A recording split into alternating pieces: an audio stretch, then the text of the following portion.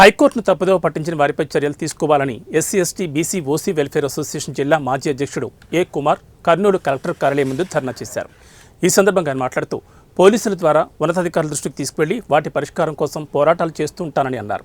ఇలాంటి క్రమంలోనే దేవపాల్ అనే వ్యక్తిపై చర్యలు తీసుకోవాలని పోలీసులకు ఫిర్యాదు చేశారన్నారు.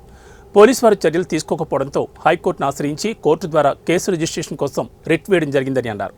కోర్టుకు తప్పుడు సాక్ష్యాలు చూపి దేవపాల్ను రక్షించారని కుమార్ తెలిపారు. వెంటనే కోర్టులో తప్పుడు సాక్ష్యాలు చూపిన వారిపై చర్యలు తీసుకోవాలని ఆయన డిమాండ్ చేశారు. తీసుకునే బాధ్యత నేను చెప్పాను. సామాజిక కార్యక్రమాలు చేస్తూ ఉంటాను.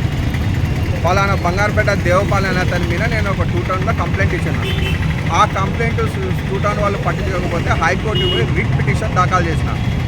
ఆ రిట్ పిటిషన్లో పోలీసు వాళ్ళు పాత ఎఫ్ఐఆర్ కాపీ, అంటే గోల్స్ కాలేజీ స్థలానికి ఏదైతే సంబంధించిన ఎఫ్ఐఆర్ కాపీ ఉందో ఆ కాపీ తీసుకుపోయి హైకోర్టులో పోయి ఫలానా దేవపాల్ మీద మేము కేసు కట్టేసినాము అని చెప్పేసి తప్పుడు ఎఫ్ఐఆర్ కాపీ, అంటే వేరే ఎఫ్ఐఆర్ కాపీ తీసుకొని పెట్టి ఆ కేసు వాళ్ళు క్లోజ్ చేసుకున్నారు.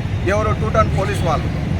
తర్వాత ఉండి మాకు ఆ విషయం మాకు తెలిసి ఆ ఎఫ్ఐఆర్ కాపీ దేవపాల్ మీద కేసే కట్టలేదు.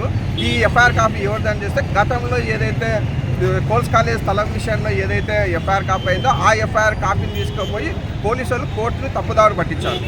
ఇప్పుడు మాకు ఈ పోలీసు వాళ్ళు ఏదైతే దేవపాల్ మీద చర్య తీసుకోకుండా చట్టరీత్యా అతన్ని కాపాడడానికి కానీ పోలీసు వాళ్ళు హైకోర్టును కూడా మిస్బిహేవ్ చేస్తున్నారు. దేవపాల్ పైననే ఇప్పుడు తప్పుడు మీరు ఏదైతే ఎఫ్ఐఆర్ సమర్పించినారు పోలీసు వాళ్ళని అంటున్నారు.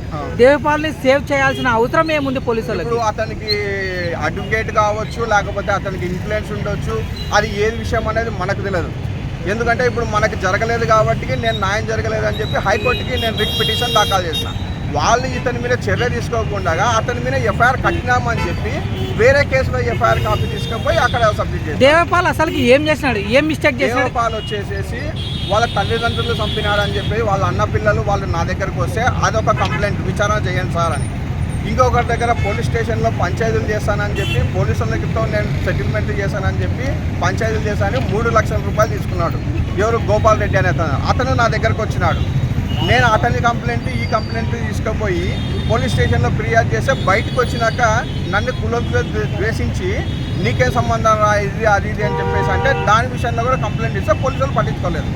అప్పుడు నేను హైకోర్టుని ఆశ్రయించాల్సి వచ్చింది. అంటే దేవపాల్ సొంత తల్లిదండ్రులనే వాళ్ళ దగ్గర నుంచి అమౌంట్ తీసేసుకొని వాళ్ళని మోసం చేసి చంపేసినాడు. అది వాళ్ళ అన్న పిల్లలే సొంతంగా వచ్చి. ఎప్పుడు జరిగింది ఇది సార్? అది డేట్ నేను కంప్లైంట్లో మెన్షన్ చేసినాను సార్ నేను. సరే, ఇప్పుడు ఫైనల్గా మీరు ఏం కావాలంటే సార్ ఇప్పుడు దేవపాల్ మీద చర్య తీసుకోవాలా? ఇప్పుడు చట్టాన్ని కాపాడాల్సిన డిపార్ట్మెంట్